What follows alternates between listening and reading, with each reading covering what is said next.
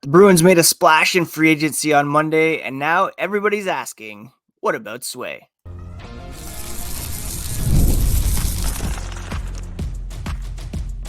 You're Locked On Bruins, your daily podcast on the Boston Bruins, part of the Locked On Podcast Network, your team every day.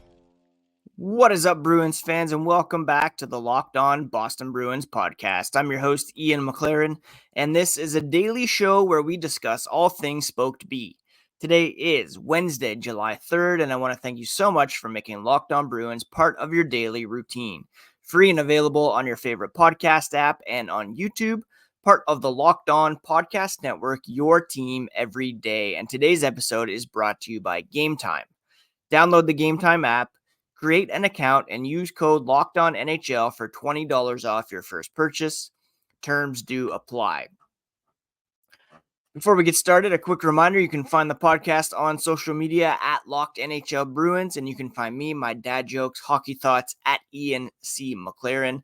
I am a lifelong Bruins fan, been covering this team for various outlets for 20 years, was a full-time hockey news editor at The Score, and have been hosting this podcast since 2019. Now, on Monday, the Boston Bruins made a splash in free agency by signing both center Elias Lindholm and defenseman Nikita Zadorov, as well as depth forwards Max Jones, Riley Tufte, and they had already, of course, traded Linus Ullmark to the Ottawa Senators in exchange for Mark Kastelic and Eunice Korpisalo and the 25th overall pick, which ended up being Dean Letourneau. The big question now is, when is Jeremy Swayman going to sign? And Don Sweeney was asked that when meeting with reporters on Monday. When is it happening? Swayman, he said, is a big part of this whole dynamic of what we're trying to put together. It's a priority for the Bruins to get him signed. They're going to continue to find a negotiated landing spot, and the timing is what it is, however long that takes. It's not impacted by what the Bruins did on Monday. They're in a great spot to find the best negotiated deal they can find for both sides. And that is key there, what he said. The best negotiated deal. Neither side has an appetite to go back to arbitration, which is where his valuation for this past season was decided. He has made it clear he does not want to go through that process again. It was not fun. Those hearings can tend to be a little bit personal because you're hearing all the things your employer doesn't like about you, or all the reasons why they feel your value should be lower than what you think you're worth. Jeremy Swayman is arbitration eligible, and I think the deadline is July 15th to accept the qualifying offer before heading into arbitration talks. But as far as he and the team are concerned, neither has an appetite to go to arbitration. They're going to take however long it takes in order to figure out a deal. Now, the Bruins, of course, have made their big moves in free agency. We'll talk a bit later on about how they appear to be done signing. And currently, they still have quite a bit of cap space in order to get something done with Swayman. They have projected cap space of $8.636 million. That should be more than enough to get it done. They're probably talking at the moment about the valuation. I would expect that it would be a full 8-year term, but maybe the Bruins want it to be closer to $7 million. Maybe Swayman wants it to be closer to $8 million. We'll have to see where exactly they come in. The Bruins, I'm sure, would also like some measure of flexibility in terms of the cap. They don't want to go straight to the max before training camp. They want to have some flexibility. Don Sweeney even said that on Monday. Very few teams are set or fully happy with their rosters as of July 1st. And there's 3 points in the season that I always talk about in terms of where you evaluate the roster after free agent signings on opening night, because through training camp, all through the summer, there's opportunities to add guys who have fallen through the cracks on value contracts, to invite players to training camp on professional tryout offers. So what you see on Cap Friendly, or once that's gone, Puckpedia, is not necessarily what the opening night roster is going to look like.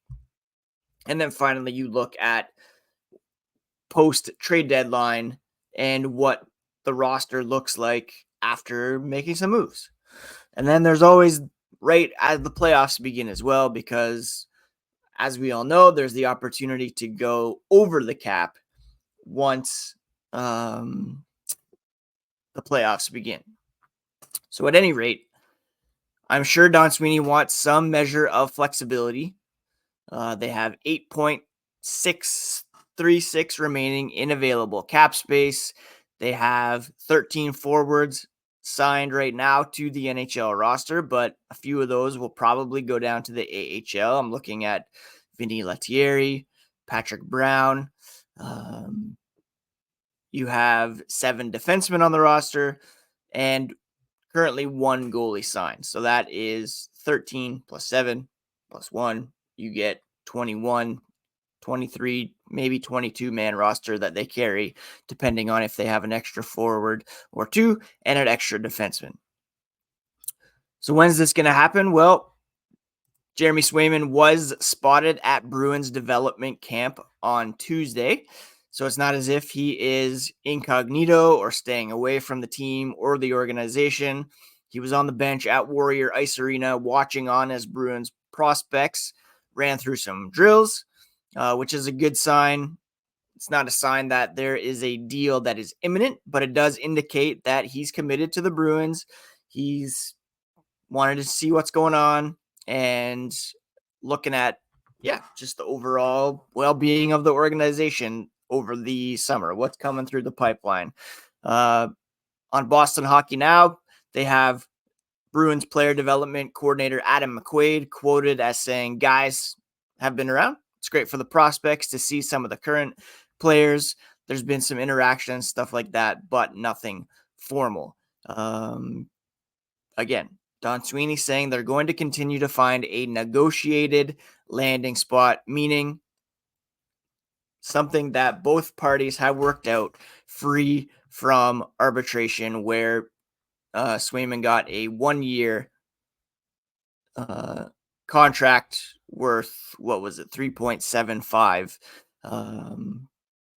So yeah, that's where things stand at the moment with Jeremy Swayman, who is as important to Boston's success this coming season and beyond as anybody on the roster. So that's it. Hopefully they can get him signed sooner or later. I know a lot of people are feeling a bit anxious about it. I do believe this will get done and that there should be no dangers of an offer sheet or trade requests or anything like that. This will get done, and Jeremy Swayman will be the guy in net for the Boston Bruins for quite some time. Now, are the Bruins done? That's a question that we will contemplate here as the podcast continues. We are deep in the dog days of summer. There's no more basketball. There's no more hockey.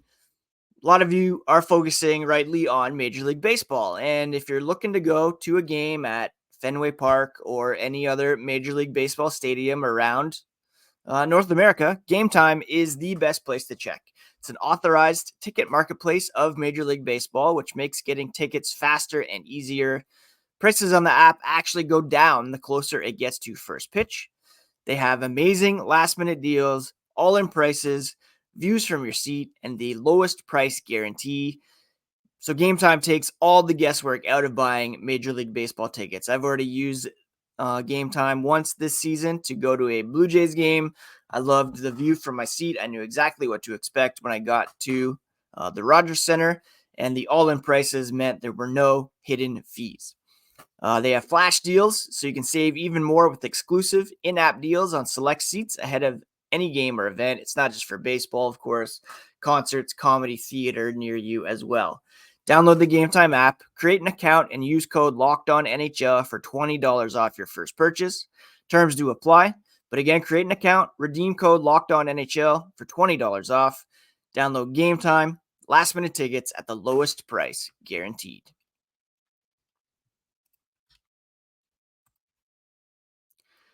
Thank you so much once again for making Locked On Bruins part of your daily routine, free and available on your favorite podcast app and on YouTube. While you're on YouTube, check out Locked On Sports Today, all the latest news, analysis, opinions from across the Locked On universe, free on YouTube and the Amazon Fire TV channels app.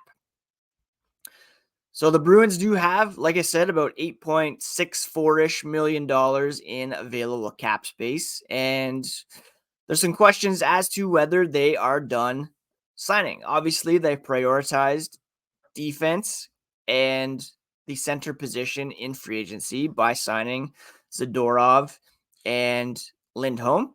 And you could argue whether or not the Bruins should have perhaps also invested in a winger. But it appears as though, and we'll talk about this more in the days to come, that there's an opportunity for someone internally to grab a spot. And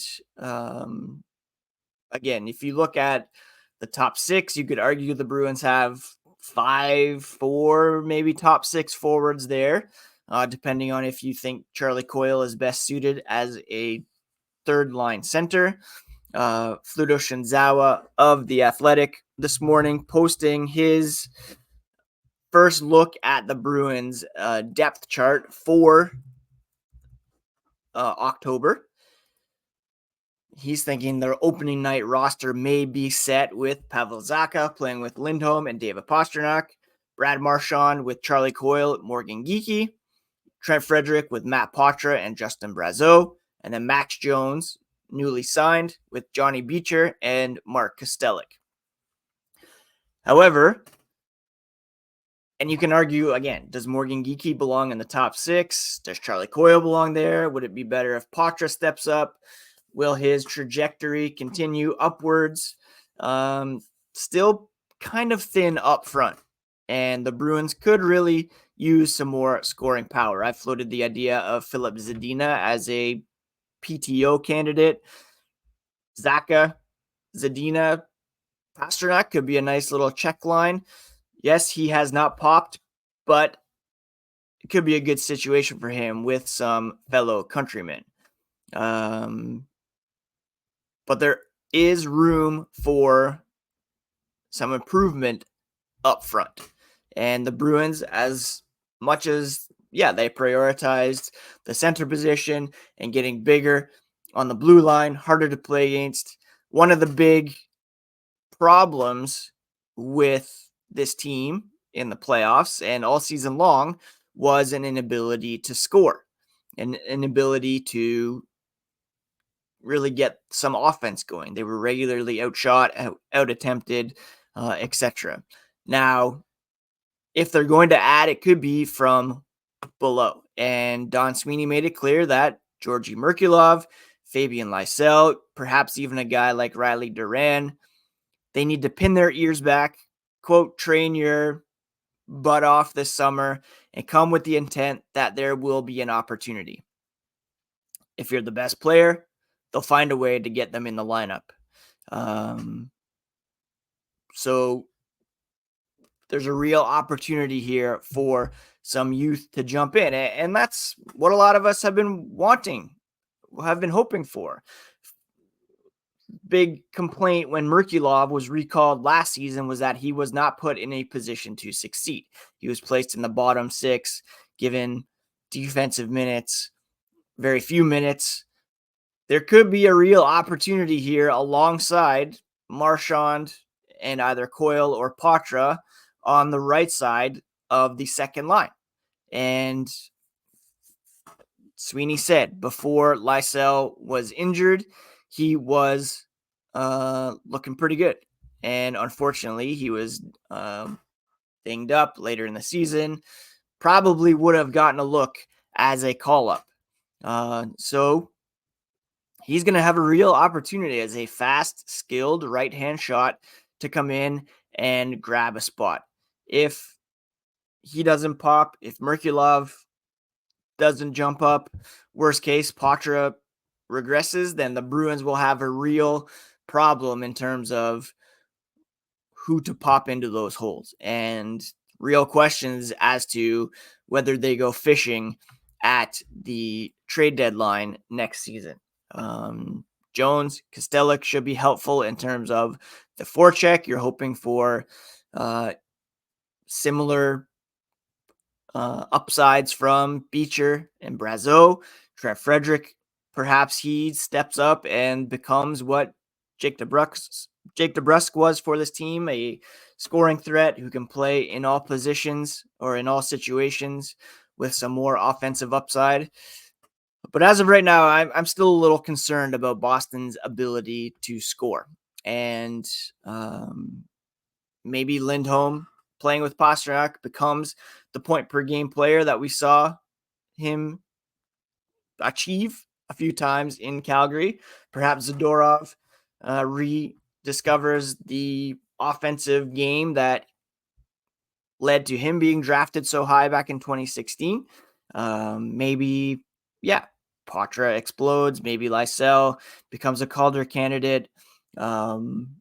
Or maybe they realize they needed to put some more effort into signing a winger, and they look the PTO route or a value player still available in free agency.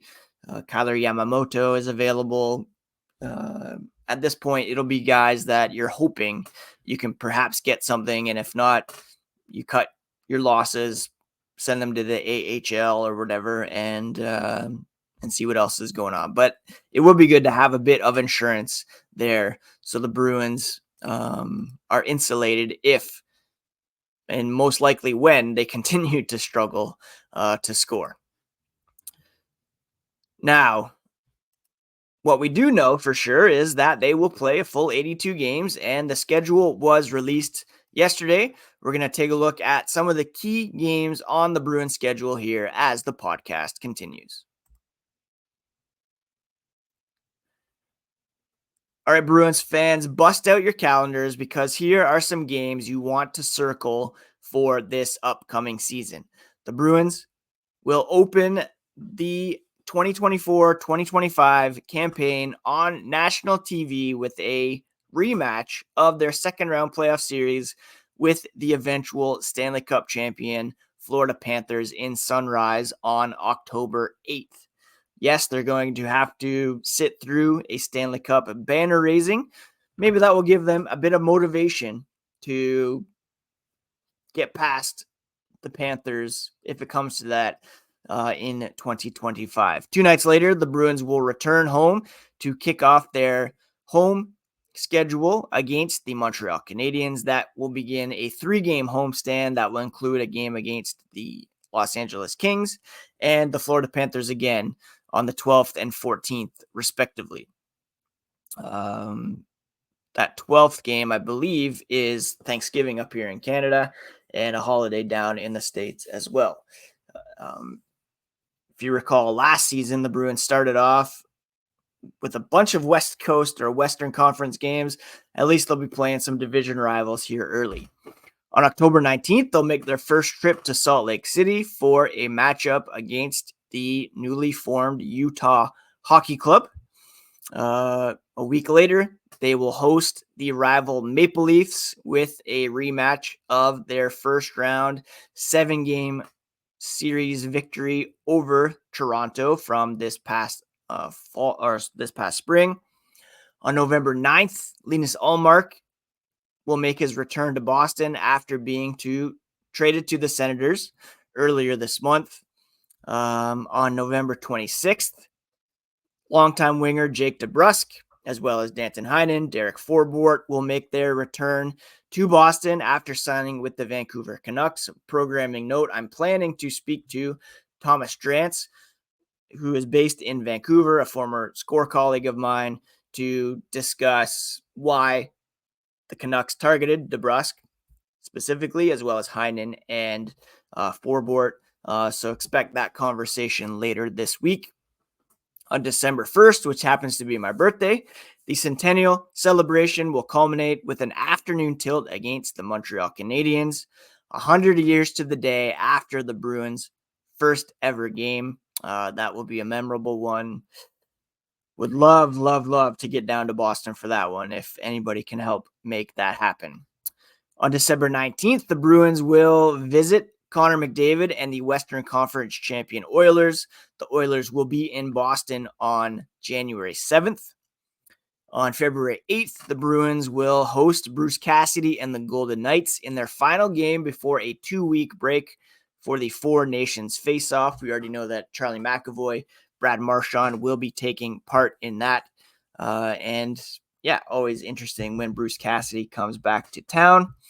And then finally, the Bruins will close out the regular season with a game against the Devils at home on April 15th. Their longest road trip will be 5 games, December 10th to 19th at Winnipeg, Seattle, Vancouver, Calgary, Edmonton.